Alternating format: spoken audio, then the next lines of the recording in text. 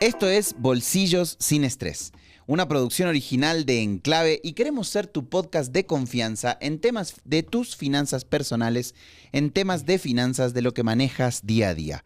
Como siempre estoy acompañado de Fernando. Hola Fer, ¿cómo estás? Hola Leo, ¿cómo están? A mí siempre me va bien. Muy bien. Siempre me gusta considerarlo Qué bueno. así. Hoy vamos a hablar de un tema que creo yo que es de los que más me han preguntado cuando comenté que íbamos a empezar a hablar de este podcast de Bolsillos sin Estrés. Como lo dije al inicio, lo que estamos buscando es facilitar, darte información y darte ideas para que el estrés financiero no sea una carga en tu día a día. Y hoy vamos a hablar de hipotecas. Aquellos que ya leyeron el título, antes de llegar hasta acá, el título fue bien chistoso, idea de Fernando. Espero que les Gracias. guste, claro, y eso atraiga también que lo vean y lo escuchen. Estamos en todas las plataformas, así que no olviden de suscribirse, por favor, porque eso nos alienta a seguir haciendo estos podcasts con consejos para ayudar a aquellos que tienen algunas dudas y a otros que tienen ciertos problemas financieros. Hoy vamos a analizar un poquito más sobre el tema de tomar esta decisión tan importante, que es el tema de comprar una casa, una vivienda, comprar una propiedad, ¿verdad? Que muchas veces conlleva una hipoteca, un crédito hipotecario. Por supuesto. Y todo lo que eso implica. Y vamos a hablar acerca de algunos datos también aquí en el Ecuador con el tema hipotecarios. Y empezando, Fer, con el tema de lo que consideramos como que... Está sonando mi teléfono. Espérate, voy a poner en silencio. Ahí está. Considerando este tema del sueño, ¿no? De la casa propia, que es por donde arranca por ahí esta temática que establecimos de hipoteca. Para muchos adquirir una vivienda es un hito más que significativo. Es importante. Obviamente, hay gente que por ahí tiene más de una propiedad, pero para muchos es más que un hito, ¿no? Y yo creo que uno de los primeros tips es que hay que estar bien informado de la situación para evitar tener complicaciones financieras de alguna u otra manera. Por supuesto, ahí Leo, bueno, buenos días con todos. Tú ya lo mencionaste, el adquirir una vivienda, una propiedad, una casa, un departamento, un terreno, es uno de los sueños de muchas personas. Sí, entonces... Eso. Entonces, para eso hay que estar informados, hay que tomar en cuenta que aquí en el Ecuador la tasa de interés referencial para lo que son los créditos hipotecarios, es decir, para comprarse una casa, está en el 10.96%, pero también existen lo que son tasas referenciales para lo que son productos de casas de interés social y público. Sí. O BIS o BIP, como se le conoce también en el mercado. Las BIS o las BIP, sí. BIS o BIP, exactamente, que están en el 4.99%. Claro. Y eso también se debe a que ha habido un incremento en el salario básico también, ¿no? Que el incremento este año, por ejemplo, aquí en la economía de Ecuador, puntualmente hablando, pasó de 450, creo, a 470 ahora en el 2025. Y eso obviamente hace que los créditos crezcan, ¿verdad? En cuanto a cuánto te pueden prestar.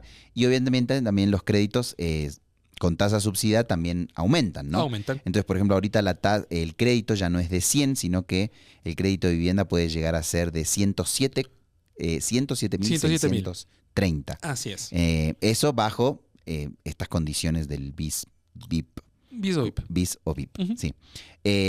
Ahora, hay otro tema ahí, ¿no? Que son las nuevas generaciones. Yo he escuchado mucho hablar a las nuevas generaciones. Yo me considero nueva generación todavía, pero he escuchado mucho hablar a las nuevas generaciones de que es imposible comprar una vivienda.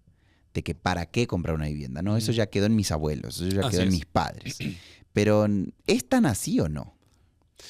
Hay que recordar que antes, recordemos también qué gastaban nuestros padres, nuestros abuelos antes, ¿no? Entonces, nuevamente volvemos al tema de los objetivos, tanto familiares como personales, y era justamente adquirir una propiedad. ¿Para qué? También para generar un mayor nivel de patrimonio. Claro, crecer el patrimonio familiar. Crecer en el patrimonio familiar. Entonces, claro, las nuevas generaciones, entiendo que hoy están optando más bien por tema más de alquiler, tema a lo mejor de no gastar tanto por estos conceptos de los créditos hipotecarios. No obstante, también hay que tomar en cuenta que el adquirir una propiedad también te puede generar una muy buena opción de tener un mayor patrimonio. No únicamente a lo mejor en el tema de vehículo, en lo que son los ahorros, sino más bien un tema de patrimonio, que te va a servir para muchas cosas adicionales. Ahora, Fer, ¿qué aspectos fundamentales consideras vos que debe tomar en cuenta la gente antes de meterse a comprar una vivienda? Fundamentalmente, la capacidad de endeudamiento que la persona tenga, ¿no? Si es que tus deudas superan el 40% de tus ingresos, pues ya te es una alerta de que tú estás enfrentando un sobreendeudamiento. Y sobre todo si es que vas a adquirir una deuda tan fuerte como es la de un crédito hipotecario, porque recordemos, ¿no? A ver, un crédito normal, crédito de consumo, puede ser a lo mejor unos $5,000, $10,000, 15, 20. Claro. Pero cuando estamos hablando ya de adquirir una deuda para comprar lo que es un bien inmueble, estamos hablando de más de $50,000. ¿Sí? Puede ser 100,000, $120,000. Por lo tanto, ya necesitas ahí de una muy buena capacidad de endeudamiento que te permita justamente solventar este pago. Claro. También es esencial considerar y tener las opciones de financiamiento, ¿no? Por ejemplo, acá en Ecuador, el BIES, o el Banco del Instituto Ecuatoriano de Seguridad Social, ofrece unas tasas preferenciales y hay muy buenas tasas, pero con capacidad de endeudamiento de 10, 15, 25 hasta años. 25 años. Ahora, recientemente, ¿no? Pero es muy importante, por más que el BIES ofrece estas cosas, es muy importante también hacer una comparativa, ir a otras instituciones financieras. Siempre es preferible comparar. Y ver qué ofrecen también otras instituciones, ¿no? Por supuesto, tienes que comparar únicamente lo que son plazos, tasas de interés, sino también cualquier otro tipo de beneficio. Y una de las cosas más importantes son los costos asociados que vas a tener al momento de adquirir tu vivienda. Que es algo que muchas veces no se calcula a la hora de comprar una propiedad. Todo lo que son gravámenes, todo lo que son impuestos, todo lo que son gastos en notarías. Y hay otro tema también muy importante que no muchos lo piensan cuando ya adquieren la vivienda. ¿Con qué la vas a equipar? Claro, ¿qué le voy a poner adentro? ¿Qué le vas a poner adentro? Entonces también tienes que incurrir en gastos adicionales, como por ejemplo la compra de a lo mejor el juego de sala. La refri más grande. La refri más grande, el microondas. Entonces todas esas pequeñas cosas también van a sumar. Y son cosas que a la final las personas no suelen a lo mejor planificar al momento de comprar su casa. Otro tema también no menos importante es el tema de tener un fondo de emergencia. Por supuesto. Una cosa es cuando vos tienes un fondo de tus ingresos mensuales para cubrir ciertos gastos, y otra cosa es cuando ya tienes o asumiste una deuda como una hipoteca, tener un fondo de emergencia que ante cualquier situación te permita tener 3 a 6 meses solventados esos gastos y evitar cualquier problema, ¿no? Ahora, algunas precauciones al adquirir una vivienda, Fer. ¿Qué precauciones específicas deben tener los compradores de una propiedad? Así sea una propiedad nueva o una propiedad vieja, siempre es indispensable el poder verificar la legalidad justamente de esta vivienda, ¿no? Que no existan gravámenes, como ya lo habíamos mencionado también, o litigios a lo mejor pendientes de pago.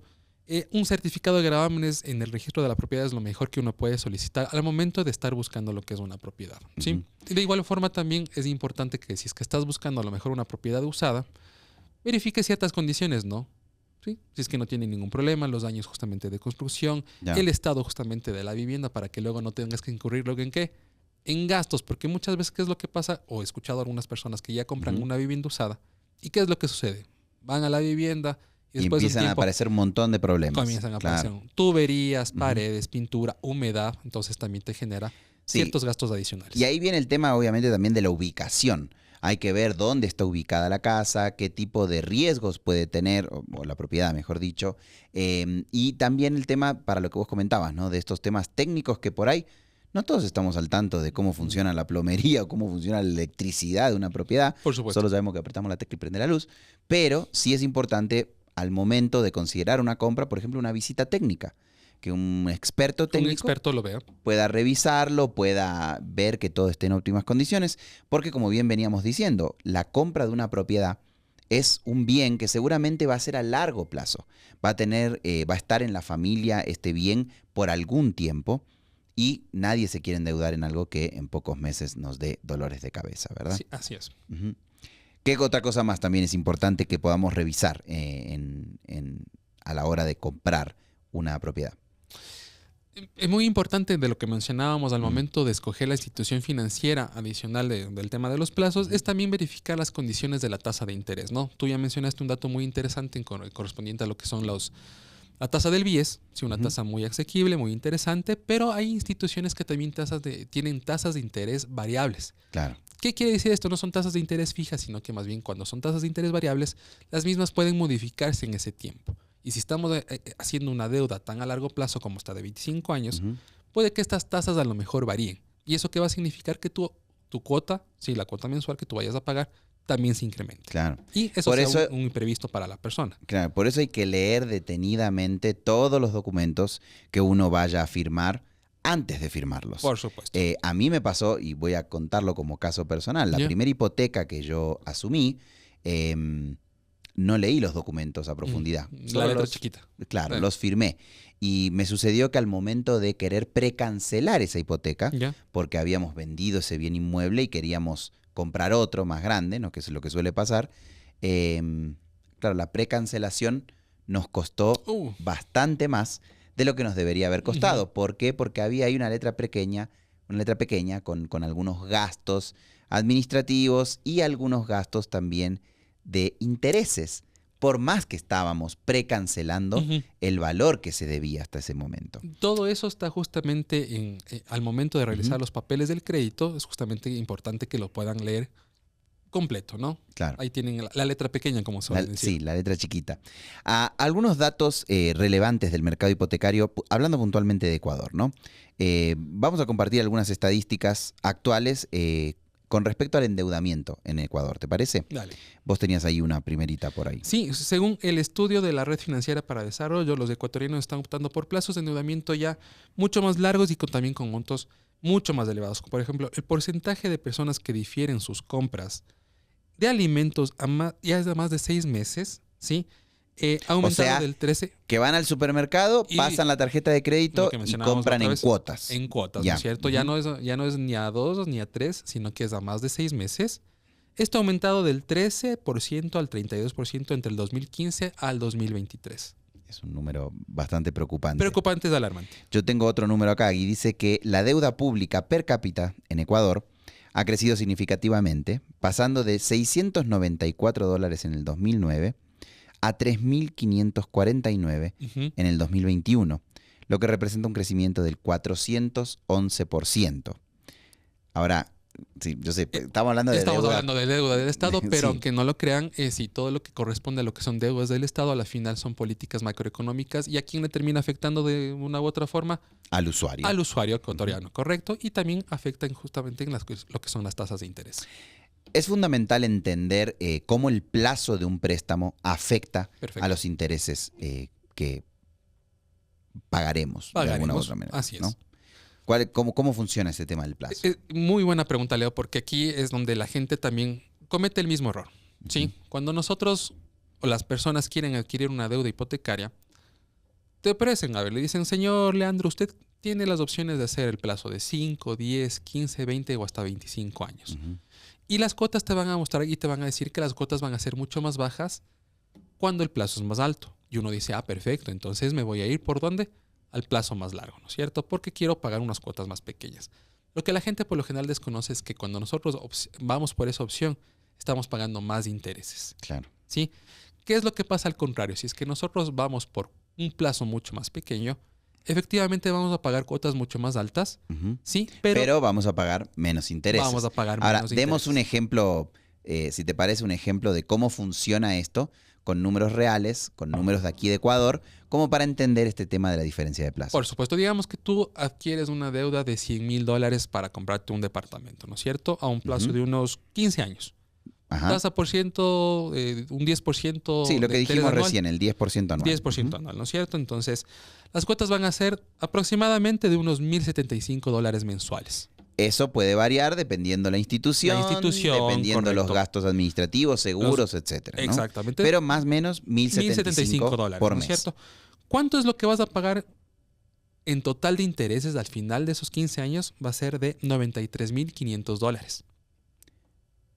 O sea, los 100,000 que me prestaron, así es, más 93,500. O sea, yo estaría terminando de pagar a la institución 193,500. Así es. Ok. Y eso es una de las cosas que las personas también tienen que tratar de concientizar. Claro. Que el concepto de los intereses que vamos a pagar es alto y por eso justamente hay opciones, ¿no? Luego les vamos a dar algunas opciones como para que puedan entender cómo pagar más rápido. Porque recién yo dije que, por ejemplo, el BIES te entrega a 25 años. Entonces, hablamos de 15, pero ¿qué pasa si me voy a 25 años? Ya, justamente el mismo ejemplo. Si nosotros nos vamos a un plazo de 25 años, ya vamos a estar pagando a la final una cuota aproximada de $909. Entonces, claro, baja. Claro, va a pagar menos cuota. Ya no pagamos los 1,000 y pico que estábamos pagando, sino que vamos a pagar ahora $909. Eso a la final te va a representar un total de intereses de $172,000. $172,700 para ser exactos. Eso quiere decir... O sea, que estaría pagándole... los $100,000. Los 100,000 de la compra de la propiedad, más $172,700 por concepto de ¿qué? De intereses. O sea, $272,700 en total. O sea, es una diferencia más que considerable. Es una diferencia más que considerable. Porque estamos hablando de que casi estamos triplicando el costo de la compra inicial. Y más por intereses. Entonces, estoy pagando más en intereses de lo que estoy comprando, lo que es el valor de la propiedad. Entonces, ¿qué tipo de consejos podemos dar para manejar este tipo de endeudamiento? Bueno, como te dije primero, hay que evaluar lo que es la capacidad de endeudamiento. Hay que tratar de que tu deuda justamente por concepto de la compra de la vivienda no supere lo que es del 30% de tus ingresos. Es muy importante también que si es que ya vamos a adquirir una deuda tan fuerte con la institución financiera, no nos endeudemos en otras cosas, ¿no? Claro. No generemos otro tipo de créditos en tarjetas de créditos de consumo en ramas. También considerar este tema, ¿no? del plazo. O sea, por más que la cuota sea tentadora en cuanto a pagar menos, por supuesto, puede ser que a largo plazo termino pagando mucho más de intereses. Ya vimos el ejemplo, claro. Y para eso existen justamente algunas alternativas, en el cual son los abonos. Claro. El abono las precancelaciones. O las precancelaciones, ¿no? Y justamente en el BIES, lo que tú, en su momento, yo adquirí una deuda con el BIES y lo que me permitía hacer cuando yo realizaba abonos, porque esa es una de las recomendaciones. Si estás con una deuda financiera tan fuerte y tienes la posibilidad de poder hacer algún abono, ¿sí?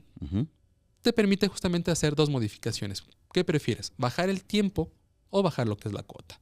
Entonces, cuando las personas tienen la posibilidad a lo mejor de pagar un poquito más, háganlo. ¿Sí? Claro. No se queden con ese dinero retenido. Sí, yo cometí una vez el error de bajar el tiempo. ¿Ya? ¿Y cómo te fue? Perdón, el error de bajar la cuota. La cuota. No el tiempo. Y claro, lo que no me di cuenta fue que si hubiese bajado el tiempo, hubiese pagado menos intereses. Ya ves. Al final de cuentas. Por supuesto. Entonces sí hay que ser un poco... Por eso hay que leer, tan importante lo que decimos, ¿no? De leer. Nosotros tenemos 3 consejos finales, como siempre hacemos aquí en Bolsillo Sin Estrés, para... dar como recomendaciones a la hora de estar pensando en este tipo de compras hipotecarias. Vas con el primero, a ver. Perfecto. Primero, y lo más importante, creo que en resumen, hagan un análisis exhaustivo de cómo está su situación financiera. Para eso es muy importante realizar lo que es un presupuesto familiar, como para determinar tu nivel de ingresos y también lo que son tus niveles de gastos. Ajá. Exacto. El segundo es informarte sobre las diferentes opciones de financiamiento que puedan existir en diferentes instituciones y obviamente comparar tasas de interés, plazos y, fundamental, también las condiciones de estos préstamos. Tercero. Y tercero, lo que mencionábamos, evalúa muy bien lo que es el monto y los plazos en los cuales vas a adquirir tu crédito. Tengo un caso en donde la persona, ustedes recordarán, cuando uno está haciendo lo que es un crédito hipotecario, siempre en la compra te dicen da un 20% de entrada o da un poco más, ¿no es cierto? Entonces, en lo recomendable, si es que puedes ahorrar un poco más, ten un poco más de entrada, más de un 20, un 30, un 40%, y el resto sí destínalo o fináncialo a través de lo que es una institución financiera. Te iba a mencionar que tengo un caso de una persona que se financió el 100% y se financió la entrada, ¿sí? Con la tarjeta de crédito. Es decir, se endeudó se endeudó con la entrada. O sea, el enganche lo pidió con la tarjeta de crédito. Con la tarjeta de crédito. Y entonces no el 100% de la propiedad. No, sino que la entrada, la diferencia lo hizo con el crédito hipotecario y la entrada lo hizo con una tarjeta de crédito. Entonces, a la final terminó pagando dos deudas muy fuertes, ¿sí? Y está complicada, la verdad, ahora en pagar tanto la una como la otra deuda. Claro. Yo tengo otro caso, no con tarjeta de crédito, pero sí de una familia, de una pareja, por ejemplo, que lo que hizo fue, y esto hay que tener mucho cuidado con lo que voy a decir, ¿no? Fue él ir a pedir un crédito y ella a pedir un crédito. Simultáneamente. Por separado, simultáneamente, para que justamente al momento que les investiguen a los dos el buró de crédito, figure como que no tenían deuda. Ninguno de los dos como pareja. Pero los dos asumieron una hipoteca bastante fuerte para una construcción. Y claro, ¿qué es lo que termina pasando? que sí, es verdad, las instituciones les dieron los créditos. Por supuesto. Porque no tenían buró. Ajá. Pero a la hora de pagar el presupuesto mensual de esa familia, No les dio. Se vio bien apretado, al punto que ya van refinanciando varias veces y eso sigue acarreando más y más intereses. Por supuesto. Recordemos que un refinanciamiento es a la final, es alargar a mayor plazo tu deuda con el fin de poder disminuir esa cuota. Eso hay que hacerlo únicamente en los casos más extremos. Claro. ¿Sí? Que es una herramienta financiera, pero hay que tener cuidado, hay que tomar cuidado al momento justamente de usarla. Esto es Bolsillo Sin Estrés, es una producción de Enclave. Nosotros estamos aquí para poder darte consejos y buscamos ser tu podcast de confianza en tus temas financieros cada día. Recién mencionamos un tema bien interesante, que fue el tema de las compras a plazos. Y vamos a hablar de eso en el próximo episodio. Así es. Así que no olviden suscribirse a nuestro podcast. Estamos en todas las plataformas. Ahora también estamos ya en redes sociales. Nos pueden encontrar en Instagram y también en TikTok. Yo no soy muy tiktokero, vos no sé qué tal. Yo sí. ¿Sí? Sí. Sí, te he visto haciendo bailecitos de TikTok por ahí. Y con los gatos también. Con los gatos también. Sí. Bueno, pueden encontrarnos en las redes sociales también para que vayan viendo los shorts que hablamos sobre estos episodios en Bolsillo Sin Estrés. Consejos muy importantes, ¿sí? Para la vida diaria. Nos vemos la próxima. Nos vemos la próxima.